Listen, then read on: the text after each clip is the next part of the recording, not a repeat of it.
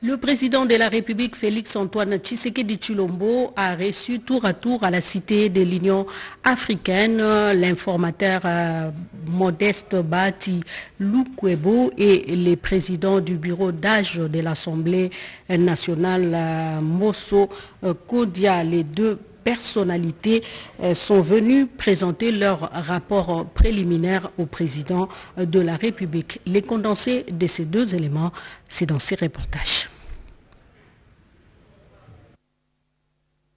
À mi-parcours de sa mission d'information, le sénateur Modeste Bahati Lukwebo est venu faire part au chef de l'État de son rapport intérimaire. Sur base de ses contacts préliminaires, le sénateur informateur n'a pas caché son optimisme quant à l'issue de sa mission. J'ai eu l'honneur d'être reçu par son Excellence, Monsieur le Président de la République, pour lui faire le rapport intérimaire, parce que comme vous le savez, le délai imparti est de 30 jours et aujourd'hui nous sommes à mi-chemin. J'ai préféré la méthode d'abord discrète, celle de prendre contact avec les différents députés ainsi que les chefs des partis et des regroupements politiques. Au jour d'aujourd'hui, nous sommes prêts à lancer les audiences de manière à ce que chaque chef de parti qui a des députés, chaque chef de regroupement politique qui a des députés nationaux puisse venir nous dire s'il accepte d'entrer dans l'union sacrée pour constituer la nouvelle majorité. C'est ce rapport intérimaire que je suis venu présenter à son Excellence Monsieur le Président de la République et lui dire que demain nous allons annoncer notre canevas à la presse pour que dans une semaine nous ayons terminé toutes les audiences. Il faut toujours avoir l'espoir parce qu'il n'y a personne qui est insensible à la situation du pays.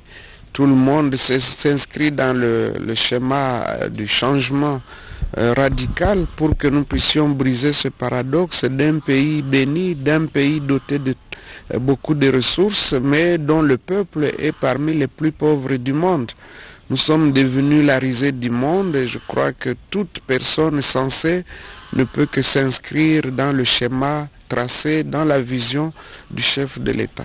Généralement, je suis toujours optimiste et je crois que j'ai affaire à des hommes et des femmes responsables qui savent que la situation doit nécessairement changer dans notre pays. Voilà ce qui me fait croire que dans les 2 semaines, nous aurons un résultat qui nous permettra de décoller définitivement et de quitter les sentiers battus. Les difficultés sont énormes, vous savez que ce n'est pas une tâche facile, nous sommes en pleine révolution en fait démocratique, hein, et les changements ne sont pas toujours faciles et aisés, et quand on parle de changement, il y a toujours de la résistance, mais nous nous sommes dit il faut que nous puissions croire en ce que nous sommes en train de faire. Les difficultés sont là, mais il faut toujours les surmonter et on va les surmonter. Les prochains jours seront très décisifs pour l'informateur, autant qu'ils seront pour le président du bureau d'âge de l'Assemblée nationale. Mbosso Kodia est venu lui aussi solliciter l'intervention du chef de l'État afin d'obtenir des moyens financiers pour terminer sa session extraordinaire. Au sujet justement du budget alloué pour cette session qui a suscité beaucoup de controverses, Mbosso Kodia s'est expliqué. C'est moi qui ai demandé audience auprès du chef de l'État pour lui faire rapport sur l'évolution des travaux à l'Assemblée nationale. Je suis même venu demander l'intervention du chef de l'État sur un certain nombre de dossiers, dont notamment des dossiers financiers de l'Assemblée nationale qui sont bloqués au niveau de la Banque centrale. Je suis venu voir, nous sommes en session extraordinaire. Dans 13 jours, 14 jours, nous terminons la session extraordinaire. Alors, il faudrait que les députés soient payés. Donc, je suis venu demander l'intervention du chef de l'État. Il y a également des arriérés qui doivent être payés. Et donc, je suis venu demander l'intervention du chef de l'État. Je suis venu également dire au chef de l'État que le reste du temps de la session extraordinaire, nous allons les consacrer au dossier que nous avons programmé pour demain, et pour les jours à venir. Voilà ce que je suis venu dire au chef de l'État, lui donner l'évolution des travaux que nous avons commencé en session extraordinaire jusqu'à ce jour. Je crois que nous sommes dans les bons. Si d'autres matières ne s'ajoutent pas, comme pour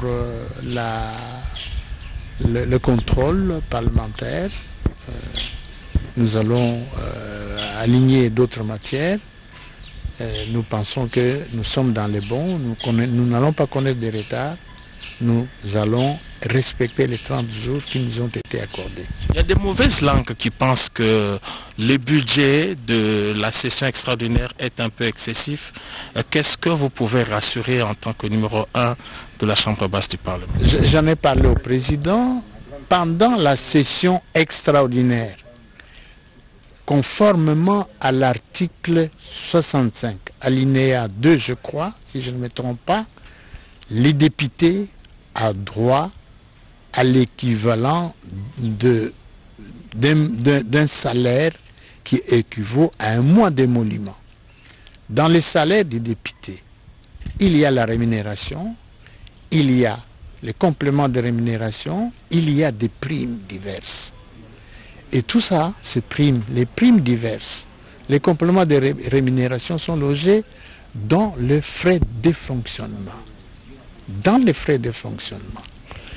Vous avez en plus, pendant la session extraordinaire, les personnels administratifs, les personnels des cabinets, les assistants, les policiers qui sont avec nous, commis à la surveillance, à la sécurité de l'Assemblée nationale, ont également droit à un mois de salaire pendant la session extraordinaire. Alors, les gens imaginent, pour diaboliser les bureaux d'âge, ils racontent n'importe quoi.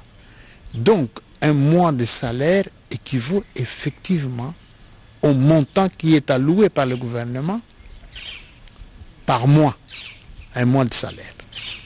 Donc, le gouvernement sait combien il nous paye, 16 milliards de frais de fonctionnement, 6 milliards de rémunération pour tous, pour plus de 2000 personnes, députés nationaux, fonctionnaires de l'administration de l'Assemblée nationale,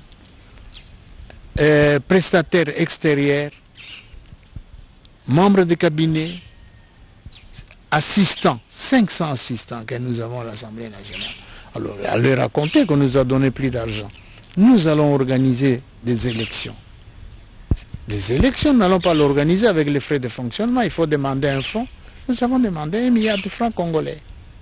Et tout ça, ça sera transparent. Dans 2 semaines, l'opinion connaîtra l'épilogue des 2 missionnaires du chef de l'État. L'un et l'autre pensent qu'il y a de bonnes raisons d'espérer à une issue favorable qui permettra au pays de redécoller. Hommage au héros national Patrice Emery Lumumba, 60 ans après son assassinat, une messe d'action de grâce a été dite et cette messe, le président de la République a pris part à cette messe bien après les chefs de l'État, Félix Tshisekedi s'est également incliné devant les monuments de Lumumba avant de visiter l'endroit où sera implanté le sépulcre du héros national à la place échangère qui sera rebaptisée place Emery Lumumba. Patrick Michel Moukoui. Comment on peut concilier l'instruction que les Européens nous donnaient à l'école, le principe de civilisation et de morale, avec les actes que ces Européens commettaient vis-à-vis des populations noires. Ces discours résonnent encore dans la mémoire collective de Congolais.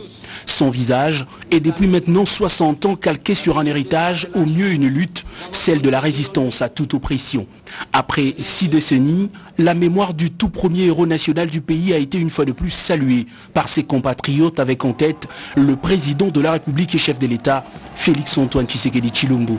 De sa démarche calme qui rime au respect au combat mené par Lumumba pour l'indépendance du pays, le garant de la nation a déposé sa gerbe de fleurs devant le monument du héros au bras droit levé. Juste après, le chef de l'État s'est dirigé au pied de 4 piliers formant la tour de l'échangeur qui sera rebaptisée Mémorial Patrice Emery Lumumba.